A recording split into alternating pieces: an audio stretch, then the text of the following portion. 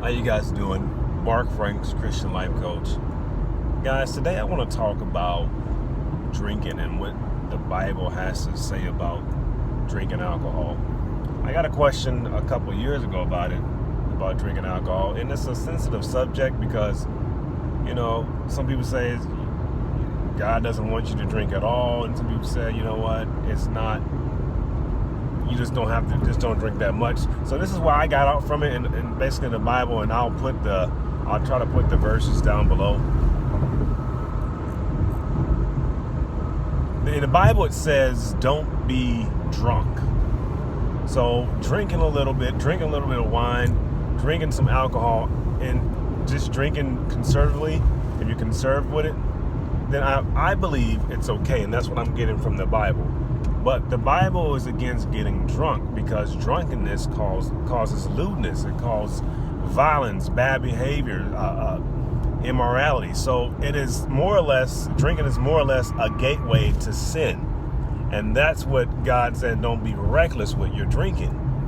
Now, if you're prone to getting drunk and getting reckless, then yeah, you should not be drinking. And if you're prone to do sinful things, getting violent, getting sexual, then you should not be drinking. All right. And in the Bible, it also says, you don't want if you're at a level of influence, you don't want your brother to fall. So if there's a new Christian and he really doesn't understand, and he's still having a hard time with getting drunk and drinking, you should not be drinking in front of him. When he asks you about drinking, you should know it's not okay to drink for him, and you shouldn't be just drinking. You shouldn't show that example because you will cause him to fall. He'll think that, hey, it's okay to drink, and he'll still get drunk because he's not as strong as you. And also, whatever is sin to you, whatever the Holy Spirit tells you in your heart is sin, it's usually sin. And sometimes you need to get a better understanding of something, but if the Holy Spirit is adding you on and say, hey, this is not right, then it's sin to you. And it's usually about your level of faith. So the Holy Spirit is telling you that, hey, drinking is bad, don't do it, then don't do it. But if he's telling you, hey, because it doesn't say do not drink. It says do not be drunk. So if the Holy Spirit is telling you in your heart that it's wrong, then it's a sin. But if he's telling you it's not wrong, then you need to be very conservative when you drink.